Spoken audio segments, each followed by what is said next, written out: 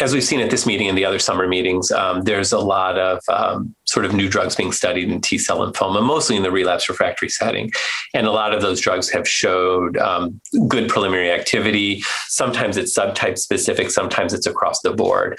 So we saw really good data for Valemetostat, which is an EZH1/2 inhibitor, which really had, as a single agent in the relapse setting, that drug had a high response rate really across the board. Again, particularly good activity in angioimmunoblastic or follicular helper T-cell lymphoma. And maybe that fits with the theme that epigenetic modifiers may be most active in that disease. But there was really good responses in other subtypes of T-cell lymphoma as well, including some quite durable responses in patients with relapsed adult T-cell leukemia lymphoma or the HTLV1 associated lymphomas, which can be sometimes quite challenging and quite chemo-refractory. We saw good data, again, preliminary data in relapsed refractory T-cell lymphoma with JAK inhibition. So this was the JAK1 inhibitor that some updated data was presented, showing, again, good response rate across the board. Again, potentially slightly higher responses in angioimmunoblastic T-cell lymphoma. And that follows on to some data that we generated earlier with Ruxolitinib, which is a JAK1/2 inhibitor,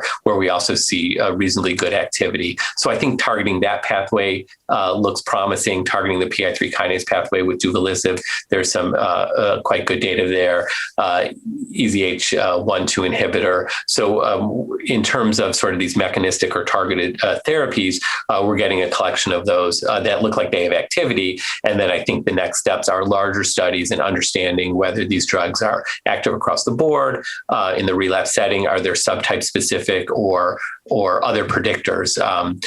Certainly in the JAK-STAT pathway, there's possibly targets that you could assess whether a tumor might be more vulnerable to those drugs to better match treatments to patients. The next steps are sort of moving some of those studies up front. So we do have some paradigms like with Brentuximab vedotin plus CHP, where adding a targeted therapy or a relatively targeted therapy to combination chemotherapy increases the cure rate.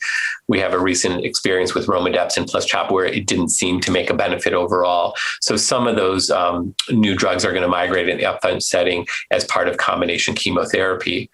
And then we've seen a couple of presentations recently just giving completely novel regimens up front. And those are a little hard to assess. Preliminarily, we saw an abstract on Romidepsin plus Lenalidomide in untreated patients, where a fair number of the patients did have good responses, but a small number had durable responses without moving to chemotherapy or consolidation. And then there was a recent publication combining azacitidine and Romidepsin, similarly with some intriguing data that some patients in the untreated setting had high responses, but not much in terms of clear durability. So I think as we kind of look for these strategies, certainly we need better therapies and we want to figure out how best to use them. I think one of the open questions is, are these novel combinations curative? And if we give them in the upfront setting, are we treating with curative intent? Chemotherapy, for all its, problems and warts and things we don't like about it, if we look at the control arms of the Echelon 2 study or the Romidepsin CHOP study, where just plain old CHOP was given, the overall survival at 5 years is 40 to 50% in the CHOP arm in some of those studies. So we're in this sort of dynamic where some of the standard arm of upfront studies suggest that the prognosis for T-cell lymphoma may be a little better than we historically thought.